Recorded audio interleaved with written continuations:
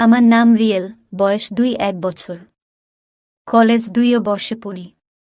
পরিবারে আমরা 4 জন। বাবা, মা, ছোট বোন আর আমি। ঘটনাটা এই বছরের শুরুর দিকের। বাবা মা দুইজনই চাকরি করেন। সকাল 7টায় বাসা থেকে বের হয়, আবার সন্ধ্যা 7টায় আসে। আর ছোট বোন হুমায়রা আমার 3 বছরের ছোট। এবার ক্লাস 10-এ পড়ে। কলেজে ওঠার পর বাবা মা আমাকে ফোন কিনে দেয়, সাথে ল্যাপটপ। সেক্সের বিষয়ে আমার আগেই আকর্ষণ ছিল, এখন আরও সুবিধা হয়। আমার প্রতিদিনের রুটিন হয়ে যায় পর্ন দেখা। হঠাৎ করে একদিন একটা মাছেলের একটা চটি আমার সামনে আসে। আমি আরও চটি খুঁজে খুঁজে পড়তে থাকি। আপন ভাই বোনের সেক্সের অনেক চটি পেয়ে যাই। এরকম 2-3 পড়ার পর আমার মাথায় ছোট বোনকে কাছে পাওয়ার ইচ্ছা তীব্র হয়। তখন খুঁজতে থাকি কিভাবে কি করব। অনেক ভালো ভালো টিপসও পাই। হুমায়রার যুবতী বয়স, রসালো শরীর আমার চোখের সামনে ভাসতে থাকে। ও প্রায় 5 ফুট 4 ইঞ্চি লম্বা। সেক্সি ফিগার, বাঁকানো কোমর, বিশাল গোল পাছা, ফুলে ওঠা, তার সাথে আগুন চেহারা তো আছেই। টানা টানা চোখ, চিকন ঠোঁট, লম্বা চুল। গায়ের রং লাল ফর্সা। আমি ওর সাথে বন্ধুর মতোই ছিলাম। কিন্তু এরপর আমি আরও ক্লোজ হয়ে গেলাম। দিনের বেশিরভাগ সময় ওকে দিলাম, ওকে নিয়ে ঘুরতেও গেলাম। বন্ধুদের সাথে আড্ডা না দিয়ে প্রায়ই বিকালে ওকে নিয়ে বের হতাম। মাঝে মাঝে পার্কে যেতাম, মাঝে রেস্টুরেন্টে। ও খুব খুশি হইত। আমাদের প্রাইভেট গাড়ি ছিল, আর আমি ড্রাইভও করতে পারতাম, তাই প্রবলেম হতো না। পার্কে বেশিরভাগই খাপো থাকত। প্রথম দিকে ও লজ্জা পেত, পরে আস্তে আস্তে ও আমার সাথে খাপোদের মতোই চলত। হাত ধরত, কাঁধে মাথা রাখত, আমিও ওর কোলে মাথা রেখে শুয়ে থাকতাম। অনেক বিষয় নিয়ে কথা বলতাম, কিন্তু পরিকল্পনা মতো আমি প্রেম, বিয়ে, আস্তে আস্তে সেক্স নিয়ে বেশি কথা বলতাম। প্রথম দিকে ও টপিক চেঞ্জ করতে চাইলেও আস্তে আস্তে ও এগুলা নিয়েই কথা বলতো। একদিন বন্ধুদের কাছে শুনলাম যে একটা রেস্টুরেন্ট নাকি খাপোদের পার্সোনালি আড্ডা দেওয়ার জন্য বাইরে থেকে দেখা যায় না এরকম কাচের গ্লাস দিয়ে তৈরি রুম আছে। সেখানে ওরাও অনেকে রুম ডেট করছে। আমি তো হুমায়রাকে নিয়ে সেখানে যাওয়ার জন্য পাগল হয়ে গেলাম। কিন্তু ওকে হুট করে নিয়ে গেলে তো হবে না, আগে থেকেই বলতে হবে। তাই বাড়িতে গিয়ে সব কিছু বললাম, যে এরকম একটা নতুন রেস্টুরেন্ট হয়েছে, যাবি নাকি? ও বলল, ওখানে গিয়ে আমরা কি করব? আমি বললাম, এমনি দেখলাম কেমন কি। পরে ও রাজি হইল। পরের দিন আমরা সেই রেস্টুরেন্টে গেলাম। প্রথমেই একটা ঘটনা ঘটল। ওখানে ঢোকার সময় আমাদের পরিচয় পাল্টাতে হল। বয়ফ্রেন্ড গার্লফ্রেন্ড পরিচয় দিয়ে ভিতরে ঢুকলাম। হুমায়রা মুচকি মুচকি হাসতেছিল। তারপর বলল, আমি তাইলে তোমার গার্লফ্রেন্ড? আমিও হেসে বললাম, এখনকার জন্য তো তাই। তারপর টোকেন দিয়ে রুমে ঢুকলাম। একটা বড় সোফা, একটা টেবিল, দেয়ালে একটা টিভি, আর নিচে পুরোটা ফ্লোর মাদুরপাড়া। হুমায়রা সোফাতে গিয়ে পা তুলে বসল। আমি টিভিটা অন করলাম। একটা 1-8 রোমান্টিক মুভি চালিয়ে দিলাম। তারপর রিসেপশনে কল দিয়ে খাবার অর্ডার দিলাম। সাথে সাথেই খাবার দিয়ে গেল।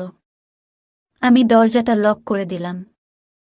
ও বলল, গার্লফ্রেন্ডকে শুধু এই খাবার খাওয়াতে আবার দরজা লক করতে হয়?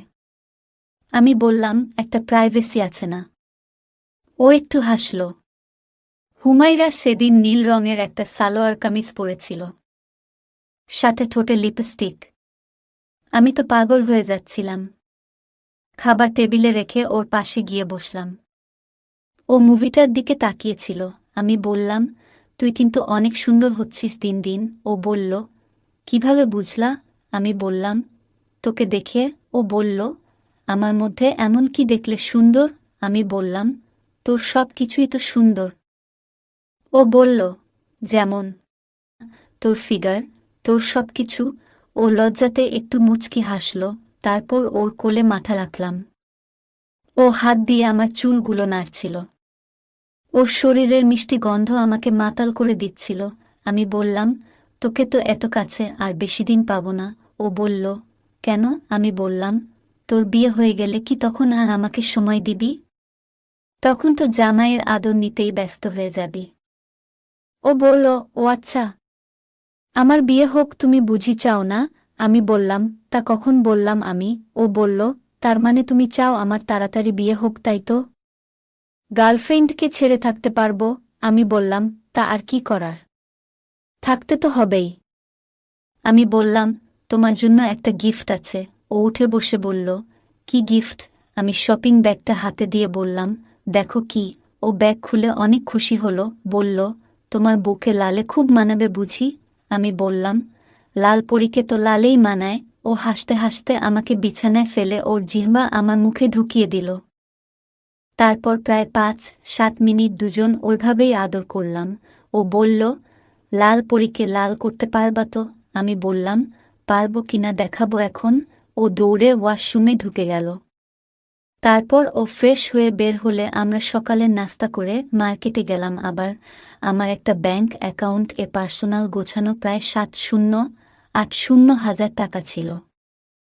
সেখান থেকে সম্পূর্ণ টাকাই আগে উঠলাম।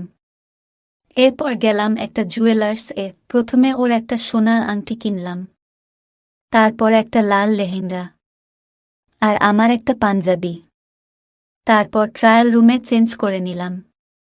এরপর সোজা একটা মাজারে চলে গেলাম, কারণ ওখানকার হুজুরদের কিছু টাকা দিলেই সাক্ষী জোগাড় করে বিয়ে পড়িয়ে দেয়।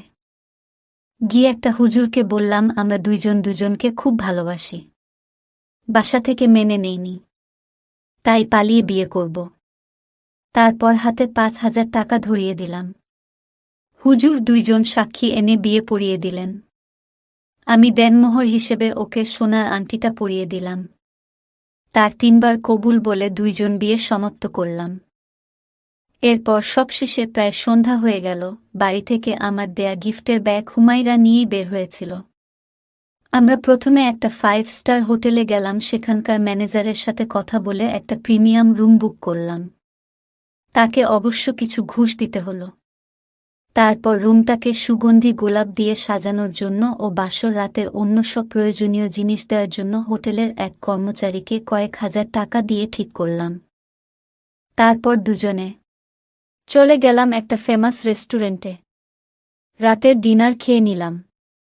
রাত ১:০০টার দিকে হোটেলে আবার ইন করলাম। রুমে গিয়ে দেখি সব রেডি। পুরো রুম গোলাপের গন্ধে মাতোয়ারা। বিশাল বিছানাটাও গোলাপের পাপড়িতে ভরা। হুমায়রা খুশি হয়ে আমাকে জড়িয়ে ধরল। তারপর চোখে চোখ রেখে বলল, তুমি আমাকে এত ভালোবাসো? আমি ২ হাত দিয়ে আলতো করে ওর মুখটা উঁচু করে বললাম, তুমিই তো আমার সব। তারপর হাত নামিয়ে বললাম, রেডি হয়ে নাও। তোমার স্বামী তো আর সহ্য করতে পারতিছে না। ও বলল, তুমি বাহির থেকে হেঁটে এসো, আমি ততক্ষণে রেডি হয়ে নিচ্ছি। যা দেখার সব কিছু একেবারেই দেখবা। যাও। আমি দরজা লক করে বের হলাম। রুমের সামনেই দাঁড়িয়ে থাকলাম। আসলেও আমি আর সহ্য করতে পারছিলাম না। তারপর ওই কর্মচারীকে কল করে ১ গ্লাস দুধ, একটা ছোট কৌটার মধু, একটা বড় ডার্ক চকলেট, একটা ডুরেক্স সেক্স জেল, ১ পাতা পিল ট্যাবলেট আনতে বললাম। ১-০ মিনিট পর কর্মচারীটা সব নিয়ে আসলো, দিয়ে চলে গেল। ৫ মিনিট পর হুমায়রা কল দিয়ে ভিতরে যেতে বলল। আমি আস্তে করে দরজা খুললাম। তারপর ওইসব কিছু সাথে নিয়ে ভিতরে ঢুকলাম। প্রথমে দরজাটা লক করলাম। পুরো ঘরে সুখের সুবাস। ড্যাম লাইটের আলোতে দেখলাম বিছানার উপর গোলাপের পাপড়ির মধ্যে লাল টুকটুকে ছোট্ট একটা নাইটি পরে শুয়ে আছে একটা ডানাকাটা পরী। কাছে যেতেই তো আমার চোখ ছানাবড়া। পরীর থেকেও শতগুণে সুন্দর আমার বোন, আমার বিবাহিতা বউ। যেমন লম্বা আর সেক্সি শরীর, ঠিক তেমনি ডান লাইটের আলোতে নাইটির নিচ থেকে পায়ের পাতা পর্যন্ত ঝকঝক করতেছে। নাইটিটা কোনো পাতলা হওয়ায় স্পষ্ট দেখা যাচ্ছে ব্রাফেটে বের হতে চাওয়া ৩-৪ সাইজের। নাইটির নিচ দিয়ে দেখা যাচ্ছে প্যান্টি পরিহিত ৩-৬ সাইজের বিশাল পাছা। আজকে এমন এক বিশ্বসুন্দরীকে ভোগ করব আমি। ভাবতেও অবাক লাগছিল। চোখ বন্ধ করে চিত হয়ে টান টানভাবে শুয়েছিল হুমায়রা। আমি গিয়ে পাশে বসলাম। তারপর ওর হাত ধরে ওকে উঠিয়ে বসালাম। দুধের গ্লাসে একটু মধু মিশিয়ে হাতে দিয়ে খেতে বললাম, ও অর্ধেকটা খেয়ে আমাকে হাতে ধরে খাইয়ে দিল। আবার গ্লাসটা টেবিলে রাখল। দুজনেরই ঠোঁটের উপর দুধ লেগেছিল। আমি এক ধাক্কায় ওকে বিছানায় ফেলে দিলাম। এক টান দিয়ে পাঞ্জাবি আর প্যান্ট খুলে ফেললাম। তারপর ওর নরম তুলতুলে গায়ের উপর উঠে ঠোঁটে ঠোঁট লাগিয়ে মুখে জিহ্বা ঢুকিয়ে দিলাম। 1-0 একটানা এভাবেই চুমু খেলাম দুইজন। তারপর আস্তে আস্তে ওর লম্বা চুল সরিয়ে ওর কানের